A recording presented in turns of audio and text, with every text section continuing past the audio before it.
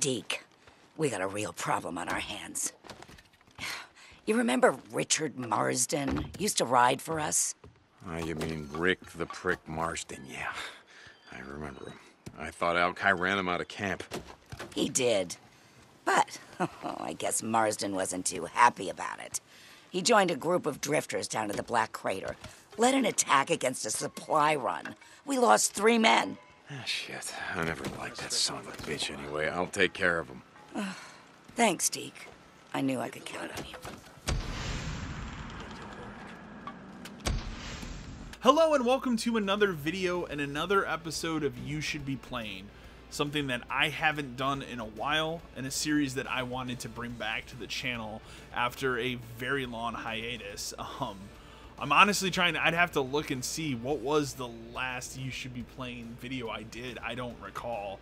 I can tell you my favorite one I've ever done is the Castlevania co-op Xbox Live Arcade, which has also been the most successful one. I love that game to death, and that was a game I loved sharing and talking about on the channel. But the purpose of this series is to highlight games mostly in my backlog that I think are worth playing today. Maybe it's a game that's a year old, maybe it's a game that's 20 years old. That's the whole point of You Should Be Playing. And today we're playing a game that, if I'm being honest, I've written this game off so many times in the last couple years, and now that I've on the other side of it, after spending about 60 hours with it, I'll be honest, I've completely changed my opinion on this game, and it's one of those, like, maybe don't judge a book by its cover games, and that is Days Gone. I always wrote Days Gone off as a game that I wasn't interested in for 2 reasons. Number one, it stars a biker dude, and, like, let's be honest, like, you would think I'd be all into this because, let's be fair, I love Sons of Anarchy. I loved every season, every episode of that show, and I don't really have, like, anything against bikers. It's just, for whatever reason, that just seemed like the most generic and boring thing to put in a game, and then they mix it with something else that's been completely overdone in video games today, and that is zombies. And here they're called freakers. And I'll be honest, they've been, zombies have been overblown in video games. I mean, it's such a overdone trope in today's modern games that I looked at the combination of playing as a biker and fighting zombies as, like, it's just another one of those games. Who cares? It is also very easy to write this game off as just another Sony first-party open-world title because, let's be honest here, that was what the PlayStation 4 first-party games, like all of them, that was their bread and butter. Like, say what you want about Sony's first-party during the PlayStation 4 era, it was great. It produced a lot of excellent first-party titles, but a lot of them were the same thing, an open world checklist game, and Days Gone is one of those. But I think what makes Days Gone stand out, besides the fact that the story actually really does pick up and is rather quite interesting, way more than I thought it would be, is the fact of the survival aspect of it. I think is really well done and something I was not expecting going into it. The zombies here are called freakers. They run at you. There's no, like, slow stagger or anything like that. These can be terrifying zombies just for the fact that they run at you and that they will climb buildings and scale shit just to get to you. It kind of reminded me of, like, World War Z, if you've ever seen that movie. The way that the zombies can kind of just, like, tower over and, like, kind of create they kind of create like a ladder of just zombie bodies as they keep climbing up, like it happened in that movie. You can see something very similar like that in this game, which I think is really, really cool. I know there's gonna be people that watch this, they're gonna turn this video off when I say it. I think Days Gone is a better survival, third-person survival action game than The Last of Us Part 2. Not Part 1, Part 2. And I think it's because it has a story that has a good payoff, which Last of Us 2, I'm pretty famous for saying had a terrible story.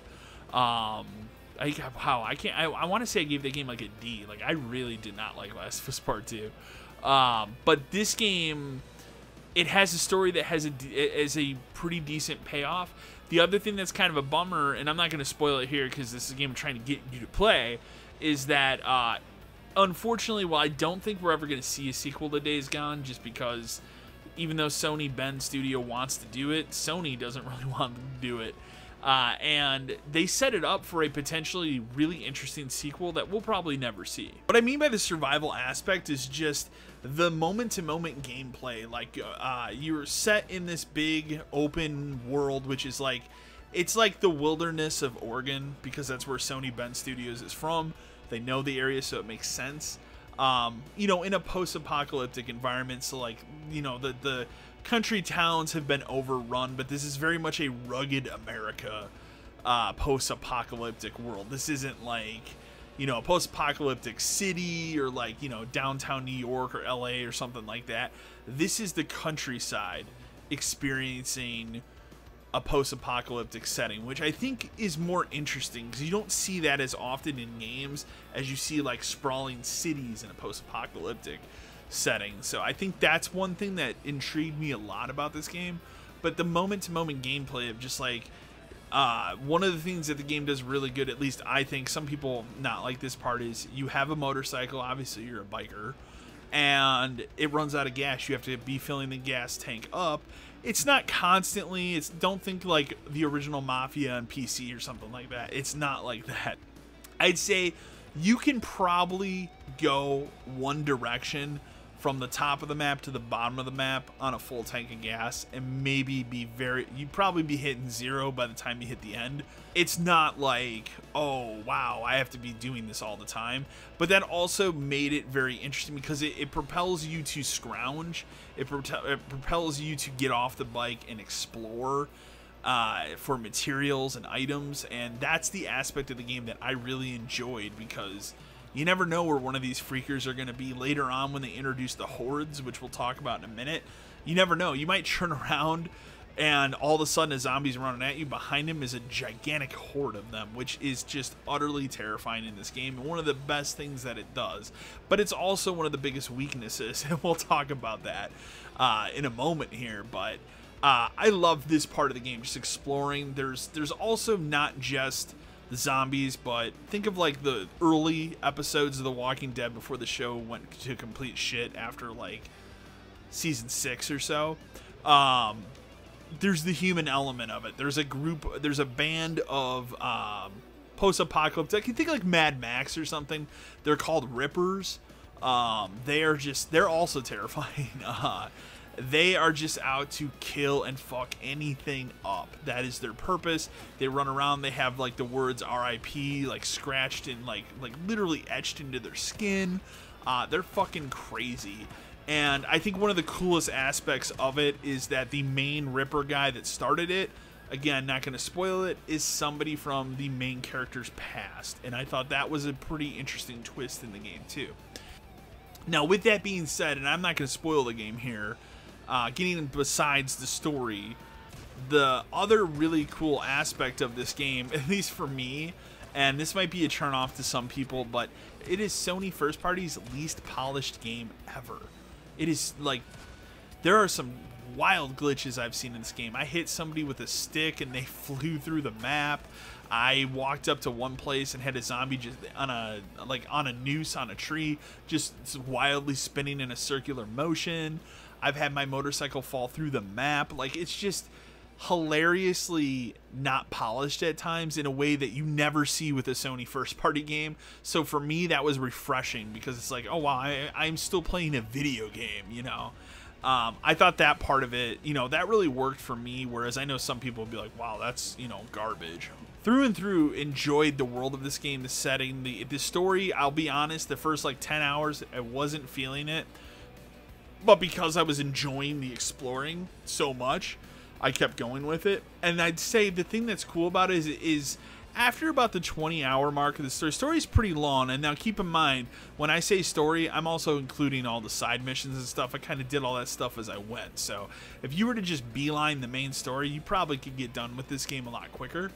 And I'll be honest, I'm still doing stuff in the game. I'm actually going to platinum it. I like it that much. So, but I'm far past the story of the game and everything else. what I'll say is, like, it comes to a place where I was like, okay, we're kind of ramping up for the end. And in a way, it is the end, but it's the end of Act 1. And there's a whole second act, and then I'd say a third act. When you get to that second act, the story gets vastly better and way more interesting. And it goes places that I really honestly was not expecting. It brings another, just part of that human element that I think is more interesting when we talk about a post-apocalyptic setting. So I really enjoyed that aspect of this game. What are things I disliked about Days Gone? As I mentioned before, hordes are terrifying. And if you think about it, this is the first game I think that has really tried to go for that. We're going to put as many zombies on screen and see how many we can put on there without breaking our game since the original Dead Rising. And it's obviously a lot more here, but I will say, when you get overrun by a horde, I mean, you're fucked. It's over. They introduce a thing later on in the game where you can create kind of a massive napalm bomb thing that really sets these things on fire, but it's hard to gather equipment to make this bomb thing, first of all, and secondly, it's just not fun fighting hordes in this game, and I think that's where I have a downfall with them. Are they terrifying? Yes. Is it important to this game? Yes. Are they fun to fight? Fuck no, they suck fighting. Like, a couple times in the game you are forced to fight them. I hated every one of those parts, but you don't have to complete killing all the hordes at the end of the game to get the platinum, which thank God, because I don't think I could do it. I just don't like that part of the game. So the other thing I'll say, it grew on me, but the performance, the actor, and I apologize, I didn't even look it up here, but the actor who does the voice of the main character, Deacon St. John, he's all over the place with his performance. I think when he's talking as a normal voice, like I'm talking right now, he's fantastic and he sounds good, and he really gets into the performance.